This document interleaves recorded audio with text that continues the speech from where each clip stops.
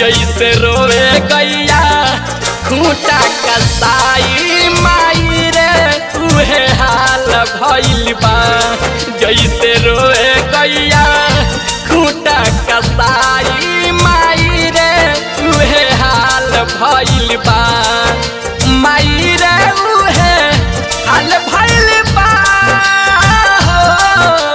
माई रे उहे हाल भइल बा। अतना गजन बाकी सहल न जाई कि जियल मोहाल भइल बा। जैसे रोए गैया खूंटा कसाई माई रे उहे हाल भइल बा।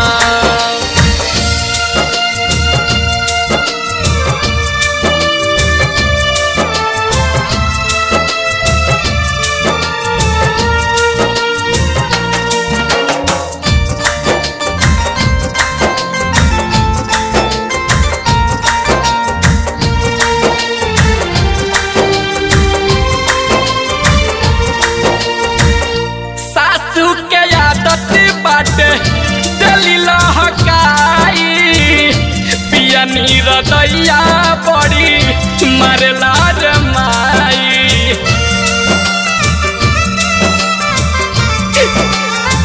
ए माई सासू के आदत बाटे दलीला हकाई। पिया नीरदैया बड़ी मरला रे माई। कहे तहे जैना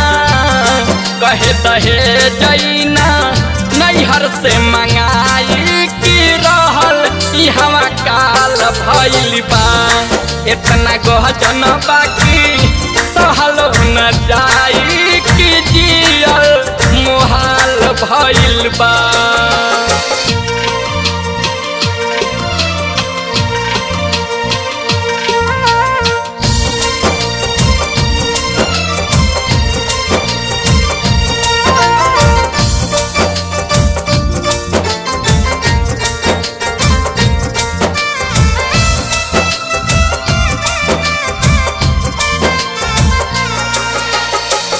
इहे पानी हो रहा पापा जिसे न बताई हो। तू न माई कबो हसुआ बहई हो।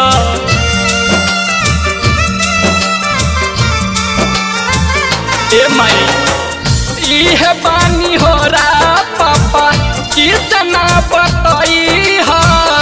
तू न माई कबो हसुआ बहई हो। श्राप बनल हमारा खाती सगाई की सजा ससुराल भइल बा।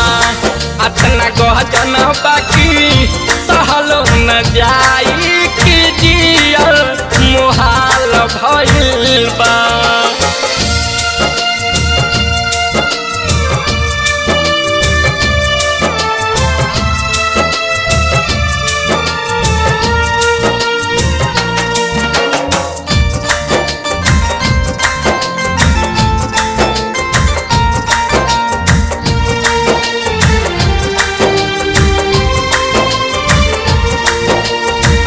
कैले पानी फोन हम छत से लुका के।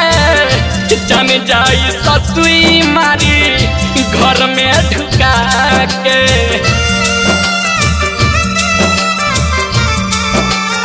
बुझलू कैले पानी फोन हम छत से लुका के। जन जाई ससुई मारी घर में ढुका के। सुबह सगावे सोनू आदित्य से लिखाई कि दहिया पूरा लाल भइल बा। अतना गहजन बाकी सहलो न जाई कि जियल मोहाल भइल बा। जैसे रोए गैया खूंटा कसाई माई रे उहे हाल भइल बा।